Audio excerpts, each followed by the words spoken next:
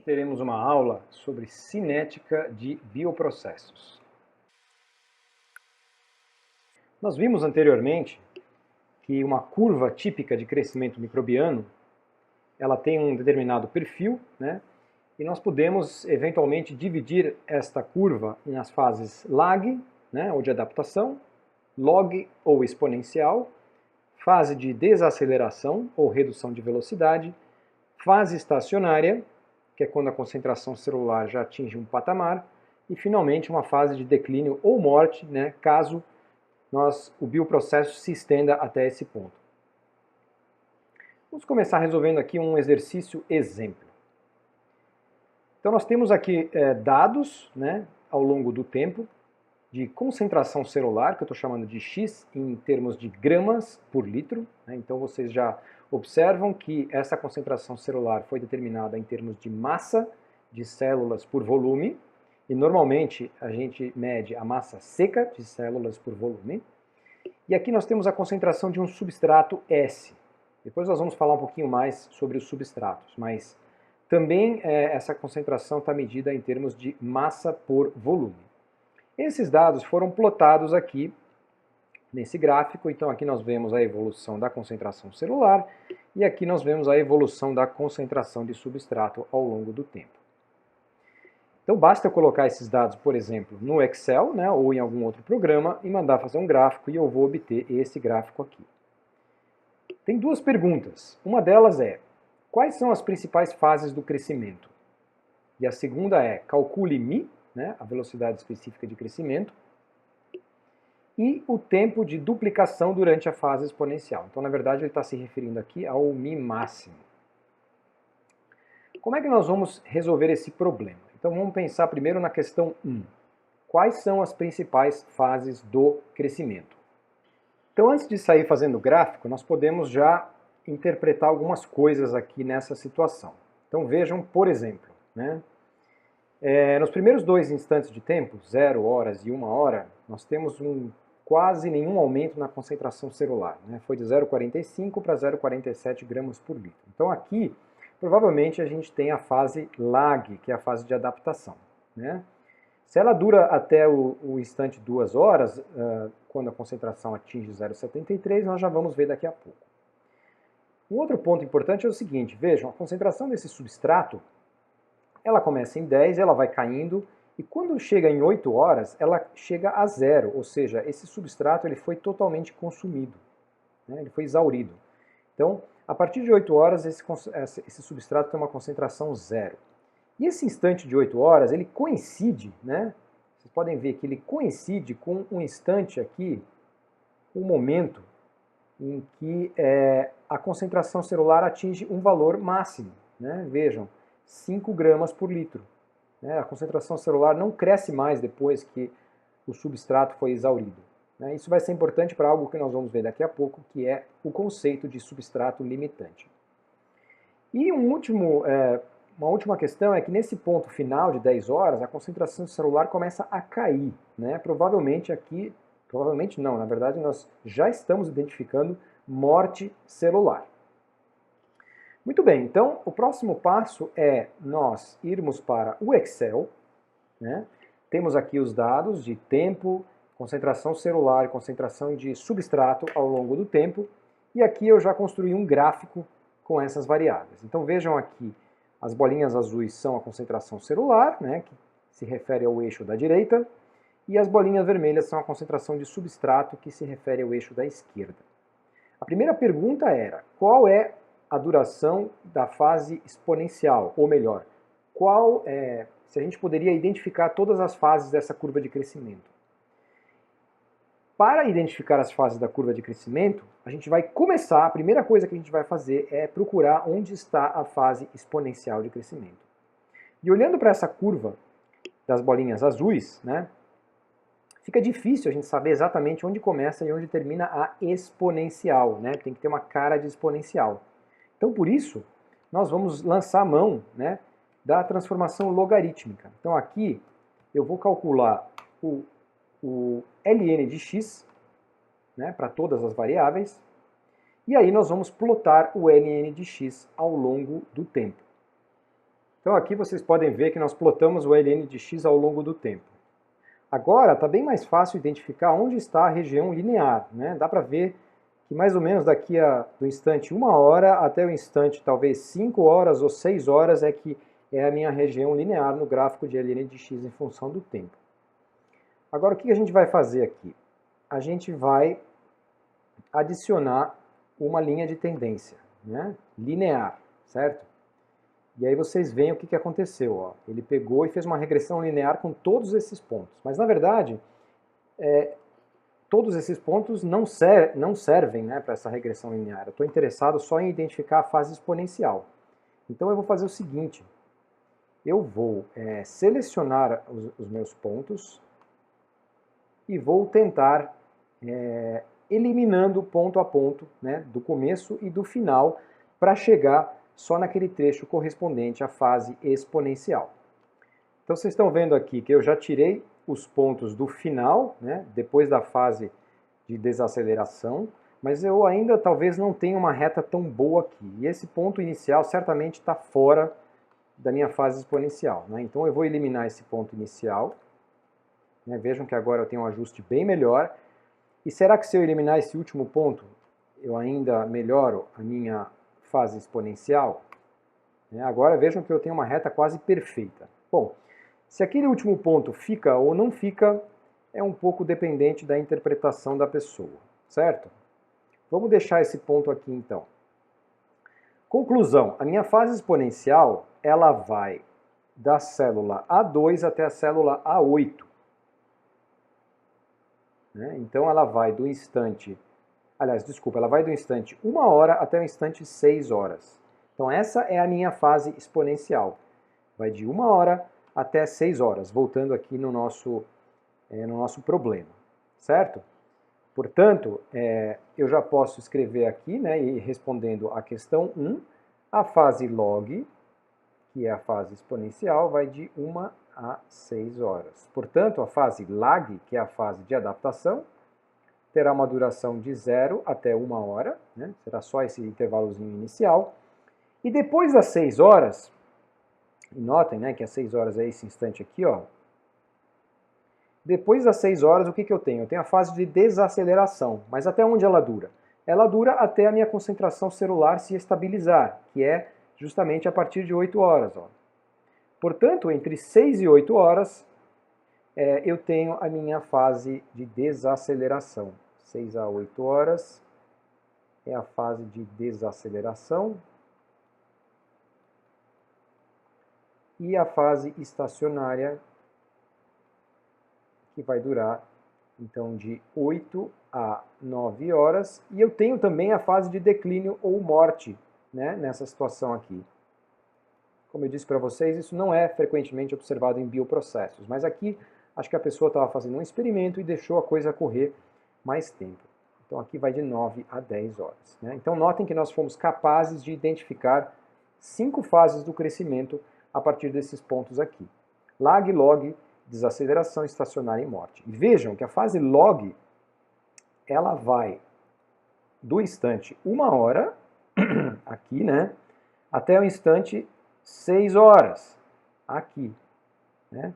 E, de novo, a identificação dessa tendência exponencial, né, visualmente falando, ela não é tão simples assim. Por isso que eu faço a transformação logarítmica para encontrar o trecho linear, que vai ser, então, o trecho correspondente à fase exponencial.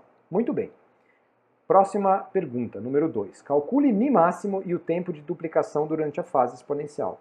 Nós vimos, então, na outra aula, que o coeficiente angular da reta da regressão linear, né, que eu faço do gráfico de ln de x em função do tempo, então isso aqui vai ser o coeficiente angular da reta de ln de x em função do tempo, contendo somente dados na fase exponencial. Então, se eu voltar aqui para a minha planilha, vejam que eu já fiz a regressão linear e o meu coeficiente angular é 0,427. Né? Então, o μ máximo ele vai ter o valor de 0,427 hora a menos 1. Tá? Então, respondi a primeira parte da segunda questão, que é o mi máximo. E o tempo de duplicação? Bom, o tempo de duplicação, nós vimos também numa outra aula, e ele corresponde a ln de 2 sobre mi máximo. Né? Então isso aqui vai dar ln de 2 sobre 0,427, que é igual a então 1,62 horas. Tá? Ou se vocês quiserem transformar isso em horas mais minutos, né? A gente subtrai esse 1, multiplica por 60, 37 minutos, tá? Então isso aqui corresponde a 1 hora e 37 minutos. Ou seja, a cada 1 hora e 37 minutos, a população microbiana se duplica nessa minha situação aqui. Ok? Então resolvemos todas as perguntas deste exercício exemplo.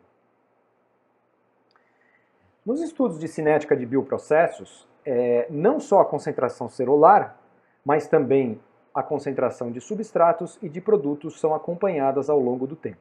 Né? Então aqui vocês estão vendo perfis cinéticos da concentração celular, que a gente chama de X, né? Isso aqui nós já vimos. A típica curva aqui, assim, né? Com essa tendência aqui. Aqui vocês estão vendo nesse outro gráfico um substrato, a concentração de um dos substratos ao longo do tempo. Qual dos substratos nós estamos interessados em acompanhar ao longo do tempo? Né? Nós tivemos uma aula sobre meios de cultivo, né? E nós vimos que num meio de cultivo nós temos vários nutrientes, vários compostos, vários substratos. Qual ou quais deles nós estamos interessados em acompanhar? Não são todos, né? É impossível nós ficarmos acompanhando os 50 ou mais substratos que tem no meio de cultivo. Então nós já vamos falar sobre isso. Mas normalmente o que nós acompanhamos é o chamado substrato limitante do crescimento.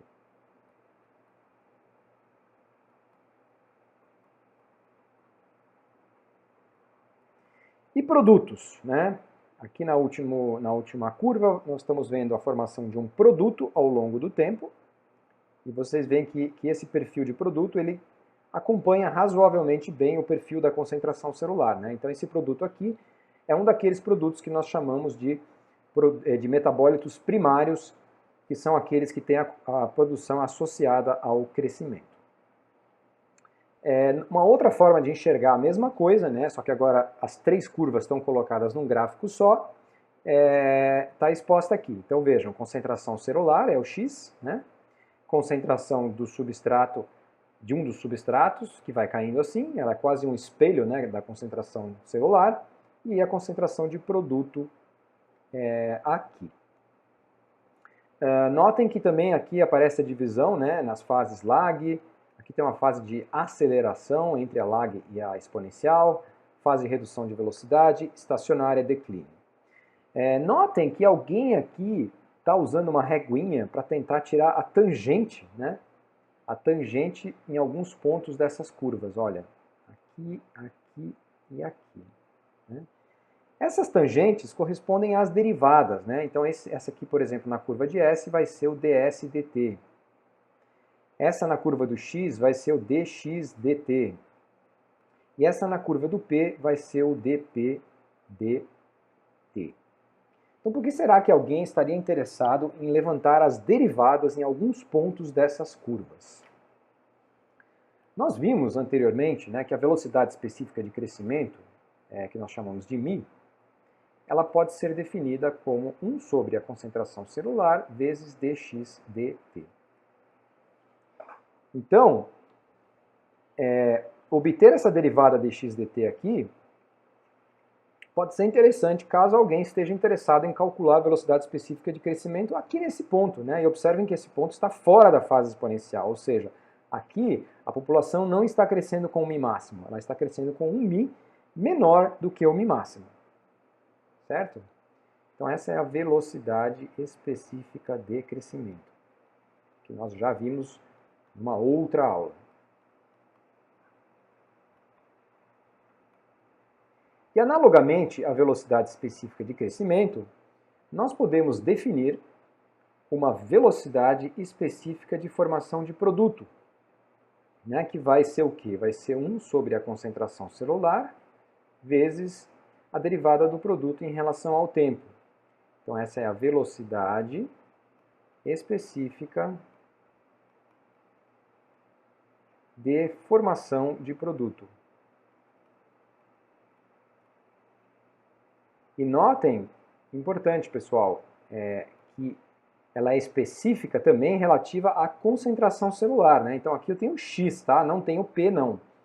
Muita gente se confunde e acaba escrevendo que μP é igual a 1 sobre P dP dt, né? Pensando que o μ é 1 sobre X dx dt, mas em cultivos microbianos, tudo que é específico em relação à concentração celular. Então aqui é X mesmo. E aí eu preciso da derivada da concentração de produto em relação ao tempo, né? Que é essa aqui, ó, que eu obtenho nesse ponto aqui. Então a tangente à curva é a derivada. E eu preciso do valor da derivada para poder calcular essa velocidade específica de formação de produto. E por último, nós podemos também definir uma velocidade específica de formação, ou melhor, de consumo de substrato, tá? Que é 1 sobre x ds dt. Então essa seria a velocidade específica de consumo de substrato.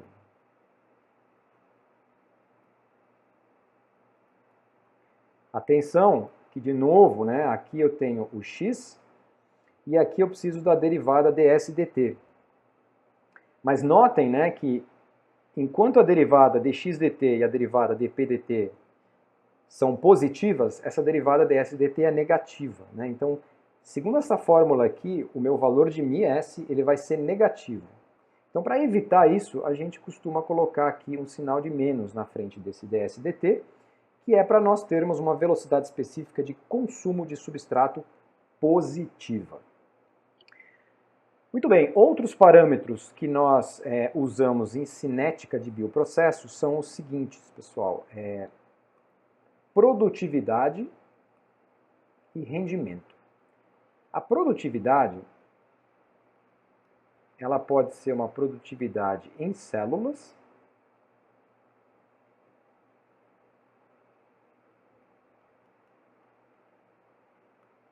que nós definimos como um Px, que vai ser igual a um ΔP, um ΔX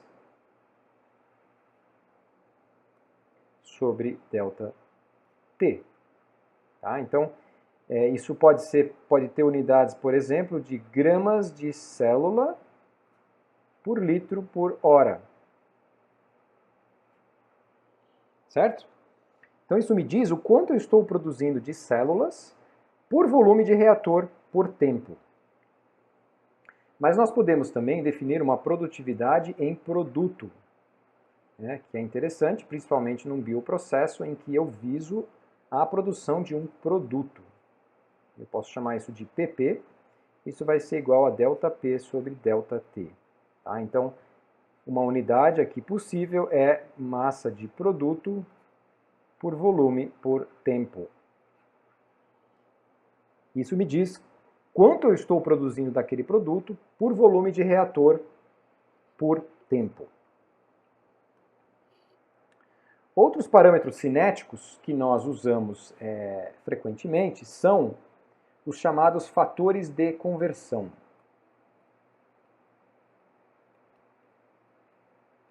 Ou também podem ser chamados de rendimentos.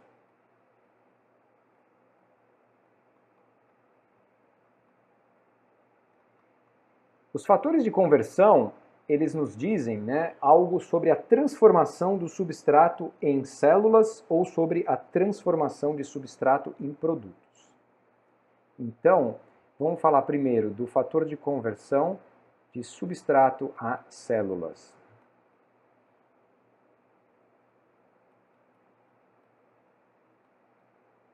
E aqui eu vou denominar isso de Y x barra S, né? X barra S porque é células sobre substrato. E Y, pessoal, vem do inglês, né? Do termo yield. Yield é rendimento em inglês, ok? Como é que eu defino esse YX barra S? Nós já vamos ver. Mas eu posso também pensar num fator de conversão de substrato a produto, que vai me dizer algo sobre o quanto do substrato é convertido num produto. Tá? Esse aqui eu vou chamar de YP/S. Muito bem, vamos começar então com o YX/S.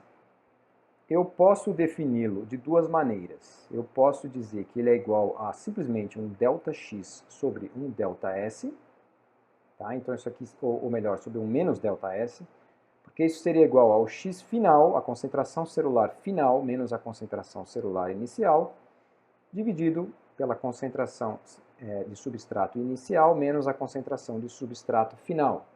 Então isso vai ter unidades, por exemplo, de gramas de células sobre gramas de substrato. Notem que nessa definição de rendimento não entra o tempo e também não entra o volume de reação, né? Como é o caso, como acontece lá na produtividade. Esse é um fator que nós chamamos, é um fator de conversão que nós chamamos de global. Global por quê? Porque ele simplesmente considera os valores finais, final e inicial, né? O que acontece no meio do caminho não está sendo levado em consideração. Mas eu posso pensar também o seguinte, pessoal, que o meu YX/S, eu quero saber o meu fator de conversão em algum instante do processo, né? Um determinado ponto do processo.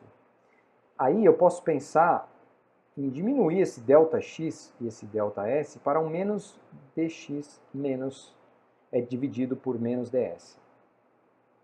Se eu fizer algumas transformações aqui, ó, por exemplo, se eu dividir em cima e embaixo por dt,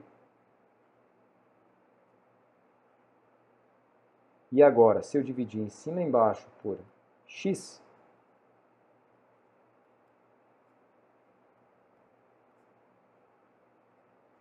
notem que eu vou chegar à conclusão de que este YX/S aqui é simplesmente μ sobre μS. Tá? E esse é um fator de conversão que nós chamamos de instantâneo, porque ele me dá uma informação sobre um instante do processo. Ok? E analogamente, nós podemos definir um YPS global, né? Vai ser um ΔP sobre um ΔS. Então isso vai ser P final menos P inicial sobre S inicial menos S final. Tá? Isso aqui vai ter unidade de grama de produto por grama de substrato. E esse é o fator de conversão também global, porque ele só leva em conta o início, o valor inicial e o valor final. E eu posso pensar também no YP/S instantâneo, né? Então vou diminuir o meu delta para um diferencialzinho e fazendo as devidas conversões aqui, as devidas contas, né, manipulações algébricas, eu posso demonstrar que isso vai ser igual a μP sobre μS. Tá? Lembrando que a unidade aqui vai ser a mesma, grama de produto por grama de substrato. Mas esse aqui é um fator de conversão que eu vou chamar de instantâneo, porque ele me dá uma informação sobre um instante do cultivo. Vamos voltar aqui então ao nosso problema. Tem mais duas perguntas, são os mesmos dados, tá, do problema anterior. A primeira pergunta é: determine o fator de conversão de substrato a células. Agora que nós já sabemos o que é isso, né, nós podemos calcular esse fator de conversão. Vamos primeiro trabalhar com o fator de conversão global, que conforme nós vimos, ele é simplesmente um ΔX sobre um menos ΔS, né? Ou x final menos x inicial dividido por S inicial menos S final. Qual é o meu x final? Eu posso simplesmente olhar para essa tabela e achar que é o 4,7. Mas observem que esse x final ele já é dentro da fase de morte, né? E normalmente um bioprocesso industrial ele acaba sendo interrompido aqui, né? No começo da fase estacionária, quando eu atinjo o máximo de concentração celular. Então, tipicamente, esses fatores de conversão são calculados usando a concentração celular final máxima. que é 5, né? No caso aqui é 5 gramas por litro. Então vamos colocar aqui 5 menos a concentração celular inicial, que é 0,45, dividido por 10, que é o substrato inicial, menos 0, que é o substrato final. Né? Isso aqui vai dar 4,55 dividido por 10 dá 0,455 gramas de célula por grama de substrato. Tá? Então esse é o meu fator de conversão global, quer dizer, ele representa o que acontece no processo, nesse processo como um todo, né? Entre o início e o final do processo. Eu não estou observando o que está acontecendo ao longo do tempo. Agora eu posso querer também, né, como nós vimos, calcular fatores de conversão instantâneos, né, quer dizer, um para cada instante aqui do cultivo. Nós não vamos fazer isso agora, né, porque eu teria que estimar o valor da derivada em cada ponto dessa curva. Frequentemente estamos interessados em calcular o fator de conversão durante a fase exponencial, né, que nós vimos que é do instante 1 hora até o instante 6 horas, certo? Aqui é a fase log. Então, quanto vale o fator de conversão nessa fase log? Então, vamos supor que eu quero calcular o meu fator de conversão na fase exponencial. Existe uma maneira de fazer isso que é a seguinte. Eu vou pegar e plotar valores de concentração celular em função da concentração de substrato somente usando os pontos na fase exponencial. Aí eu vou obter um perfil mais ou menos assim, né? Durante a fase exponencial, normalmente os parâmetros de cultivo são constantes. Eu faço uma regressão linear e este coeficiente angular, né, porque percebam, é um ΔX sobre um ΔS, vai ser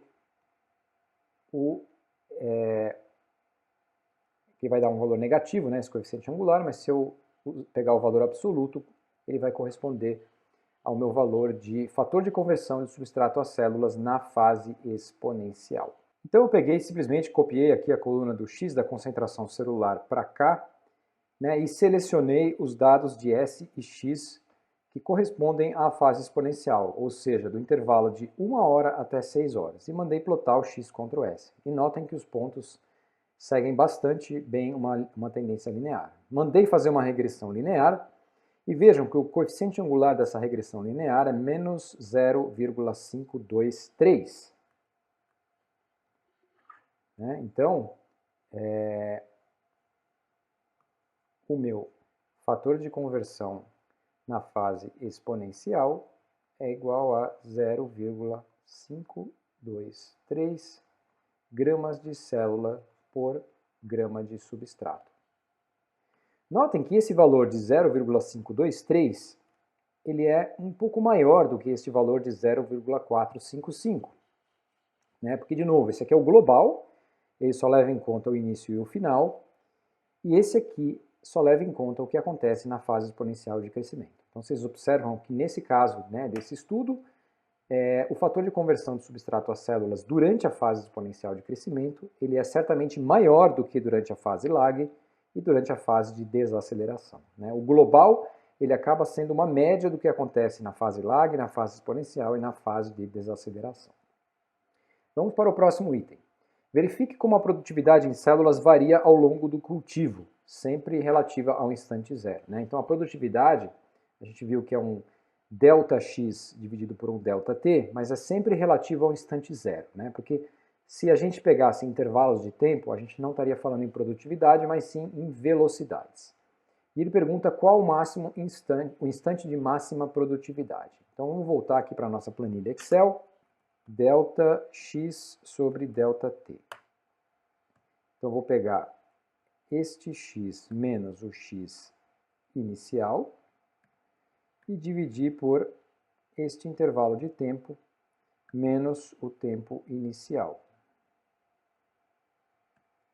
E aqui, nesse primeiro valor, eu estou dividindo por zero, né? Então ele não vai conseguir calcular, mas eu preciso prender essa célula inicial aqui.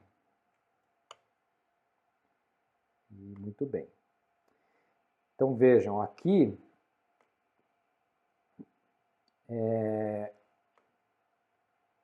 eu tenho os valores de produtividade ao longo do tempo, Qual é o meu instante de máxima produtividade? É esse aqui, ó.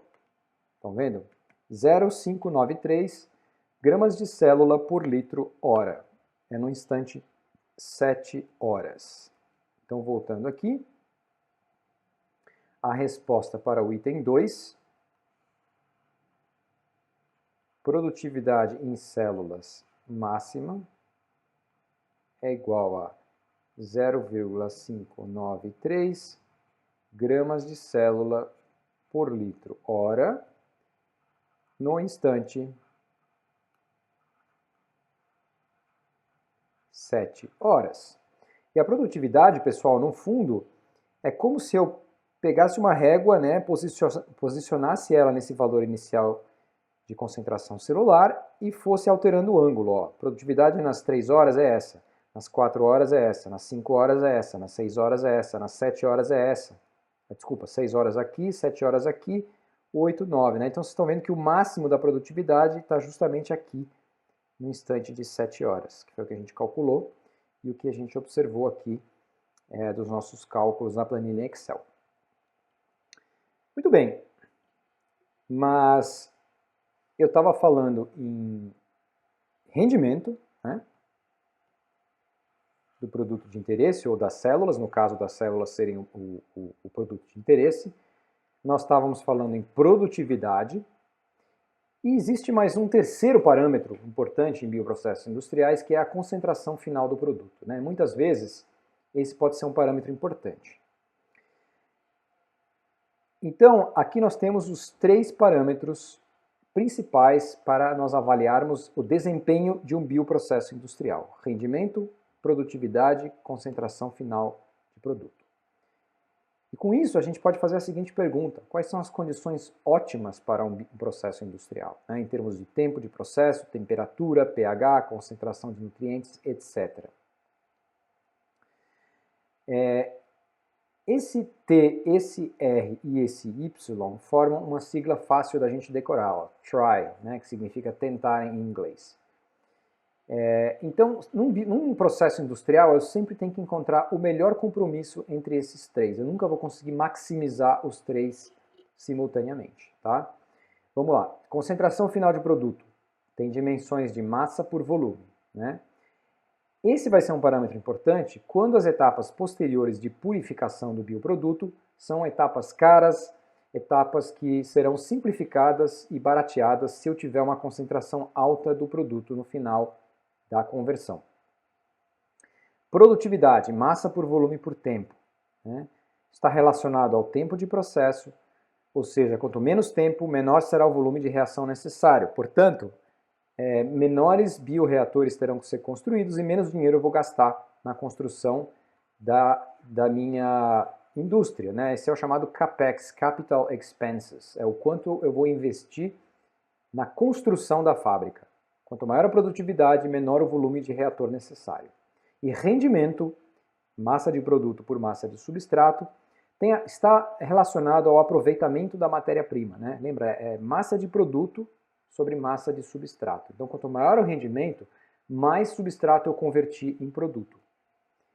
Então, vai depender da natureza do meu processo, da natureza do meu produto, se eu vou priorizar a concentração final, se eu vou priorizar a produtividade ou se eu vou priorizar o rendimento. Né? Então, sempre eu vou ter que achar o melhor compromisso entre esses 3 parâmetros aqui.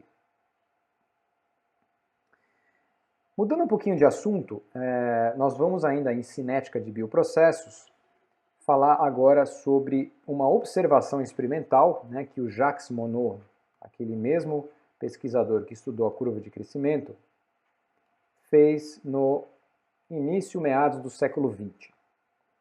Então, para vários micro-organismos em várias situações, né, aqui vocês estão vendo o exemplo da bactéria Escherichia coli, num meio de cultura sintético,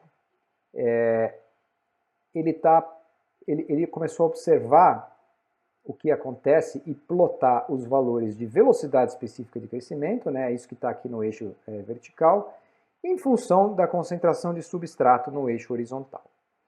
O que vocês veem aqui nesse gráfico são pontos experimentais. Então, para uma dada concentração de substrato, ele calculou uma velocidade específica de crescimento e botou um ponto aqui no gráfico. E ele fez isso para várias situações. E ele observou essa tendência aqui, ó, né? Quer dizer, existe uma tendência linear de aumento, depois isso vai diminuindo um pouco de velocidade e tende a um patamar, né? Isso é um comportamento tipicamente hiperbólico. E é muito parecido, né, se vocês pensarem, muito parecido com o que a gente discutiu na cinética enzimática, quando nós falamos sobre o modelo de Michaelis e Menten, certo? Lá nós tínhamos a velocidade da reação enzimática, V, que apresentava um comportamento muito parecido com esse, né, em função da concentração do substrato da enzima, certo? Também esse comportamento hiperbólico. Quais são as semelhanças e as diferenças entre esse comportamento observado por Michaelis-Menten e esse comportamento observado por Monod? Aqui, Michaelis-Menten basearam, né, esse comportamento num mecanismo de reação enzimática, né? Era enzima mais substrato, formando reversivelmente o complexo enzima-substrato, que se dissocia irreversivelmente em enzima mais produto. Quer dizer, existia um mecanismo de reação envolvido. E aí eles propuseram aquela equação, V igual a V máximo vezes S sobre a constante de Michaelis-Menten mais S.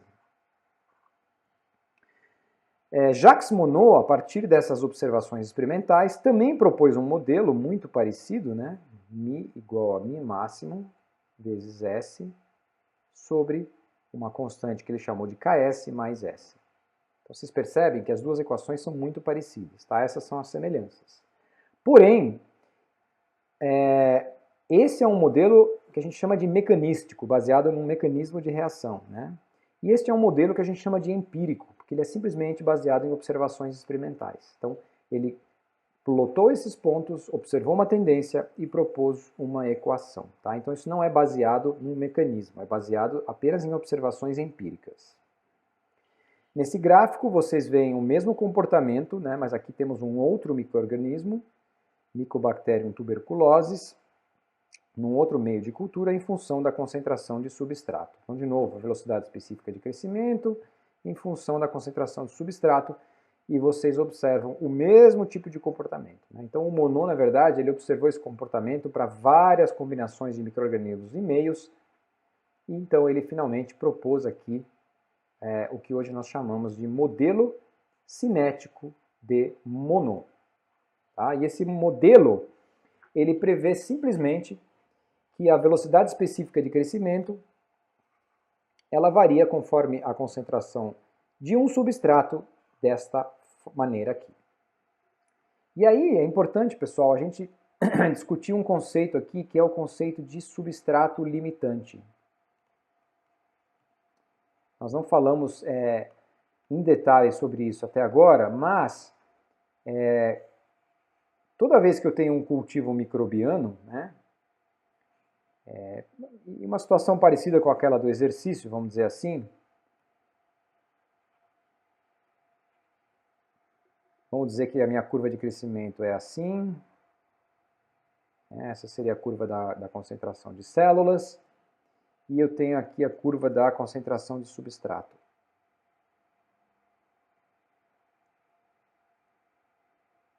Ok?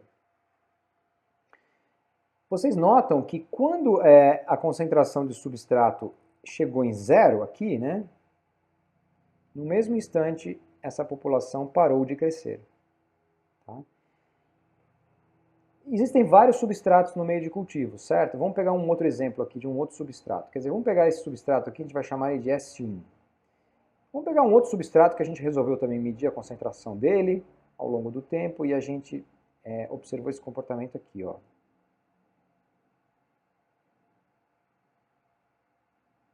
Esse é o substrato S2.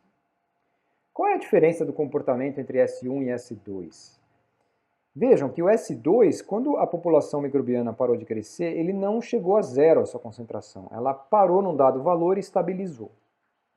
Então, comparando aqui o S1 com o S2, a gente chega à conclusão que o S1 é o substrato que limita o crescimento, porque quando ele foi exaurido, a população parou de crescer, certo? O S2 não, ele sobrou. Então a população parou de crescer por falta de S1 e consequentemente parou de consumir S2. Mas aí tem um detalhe importante, pessoal. Quando que começou a acontecer a limitação do crescimento? Limitar o crescimento significa diminuir a velocidade específica de crescimento. Vocês se lembram que na fase exponencial, que vamos supor que ela vá até aqui, ó, na fase exponencial a população cresce com o mi máximo, certo? A partir do momento que a população sai da fase exponencial, é a fase de redução de velocidade. Então aqui nós temos a velocidade específica menor do que o mi máximo, né? E na fase estacionária, o mi igual a zero. Portanto, é a partir desse instante aqui, ó, quando as células saíram da fase exponencial, que eu tenho um crescimento limitado, porque a minha velocidade específica começa a cair, tá? Então, esse é o instante em que começa a haver limitação do crescimento, tá? Daqui para cá, ó, não tem limitação. Na fase exponencial de crescimento, não existe limitação. A gente chama até essa fase exponencial, às vezes, de crescimento ilimitado.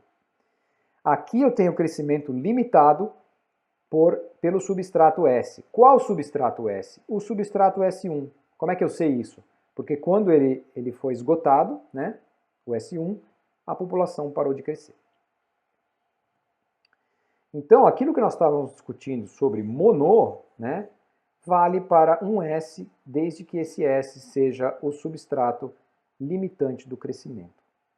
Então, vamos pensar, aqui nós temos a curva típica de crescimento microbiano, né? Como é que ela está representada nesse gráfico de Monod aqui?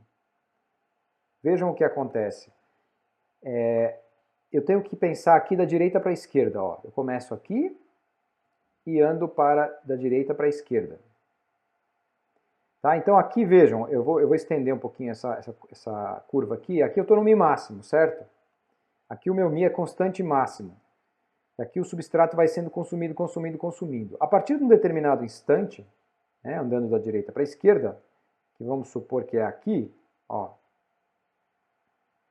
esse Mi começa a cair, vocês estão vendo? Ele deixa de ter o valor de Mi máximo, quer dizer, daqui para cá eu tenho o Mi máximo, e daqui para cá o meu Mi começa a cair. Então é como se eu estivesse entrando aqui, né, mas andando para a esquerda na fase de desaceleração, até que eu chego numa velocidade de zero, que é quando eu atingir a fase estacionária. Portanto, esse modelo de Monod, ele é bom para descrever a fase exponencial, a fase de desaceleração e a fase estacionária. Tá? Ele não é adequado para descrever a fase lag, por exemplo, porque na fase lag eu tenho alto substrato e baixo Mi, né? E essa equação não funciona para isso. Aqui com um alto substrato eu vou ter um alto Mi, ok? Então o modelo de Monod, ele não serve para a fase lag. Apenas aqui algumas considerações sobre a equação de Monod, né? Vamos supor que eu tenho aqui um Mi máximo de 0,5. O que acontece se eu mexer no valor de Ks? Ó, isso aqui é uma simulação da equação de Monod, usando Ks de 0,1, 0,3, 1 e 2. Então o Ks está crescendo aqui, ó, daqui para cá. Tá? Então quanto maior for o valor de Ks, eu estou mexendo nessa curva de baixo aqui, para os maiores valores de Ks, significa que eu preciso ter uma concentração de substrato maior para que a população esteja trabalhando em Mi máximo. Em valores de Ks baixos, né, como é o caso dessa curva aqui, com Ks pequenos a população já está no Mi máximo. Né? Então, quanto menor for o valor do Ks, mais fácil a população trabalha com o Mi máximo. Então, a gente também pode pensar no Ks um pouco como um inverso da afinidade entre o micro-organismo e esse substrato limitante. Aqui também vale aquela mesma consideração que nós fizemos para a equação de Michaelis-Menten, que o Ks é o valor da concentração de substrato que corresponde à metade do valor de Mi máximo. Né? Então, se eu tiver o valor de Mi máximo e quiser encontrar o valor de Ks, eu uso o valor de Mi máximo sobre 2, vou até a curva e desço até a concentração de substrato e aqui eu obtenho o valor de Ks. Tá, isso é uma característica dessa equação que descreve a hipérbole. Nessa tabela vocês veem valores típicos, né, para pares de micro-organismos e substratos, valores típicos de Ks. Tá, e vocês estão vendo que isso varia, sei lá, de 4 miligramas por litro até coisas como 50, 180 miligramas por litro. Tá, então, quanto maior for o valor do Ks, mais substrato eu preciso fornecer para o micro-organismo para que ele cresça com massa. Muito bem, por último, para terminarmos essa aula de cinética de bioprocessos, né, vamos retomar aqui esses dois conceitos de produtos metabólicos. Né? Um deles é esse aqui, que é o metabólito primário, cuja formação é atrelada ao crescimento, né? Vocês veem que as curvas vão em paralelo. E aqui nós temos um metabólito secundário, é aquele cuja formação não está diretamente relacionada ao crescimento. Então nós falamos na velocidade específica de formação de produto, MIP, lembram? Então existe uma proposta na literatura, né, de muitas décadas que separa as diferentes possibilidades de produtos metabólicos, né, naquilo que a gente chama de produção associada ao crescimento, ou seja, a velocidade específica de crescimento ela é alguma constante vezes a velocidade específica de formação de produto é uma constante vezes a velocidade específica de crescimento. Né? É o caso desse metabólito primário aqui. Ó. Então a formação do produto ela está diretamente vinculada ao crescimento. Tá? Então isso é uma proposta lá que o pessoal chama de produção associada ao crescimento.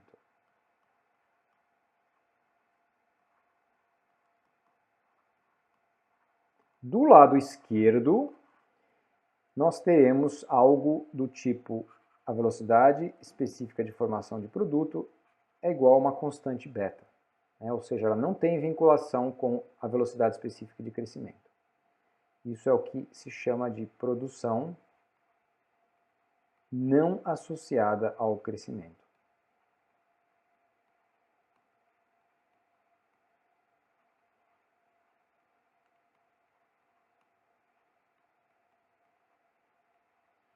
Ok?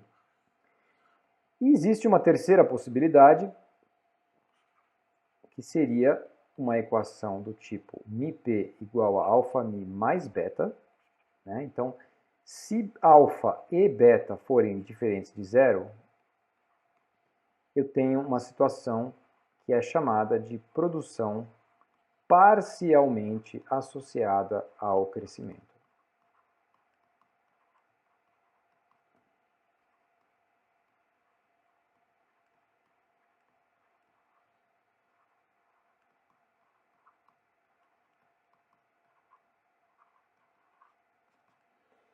E com isso nós encerramos então essa aula de cinética de bioprocessos.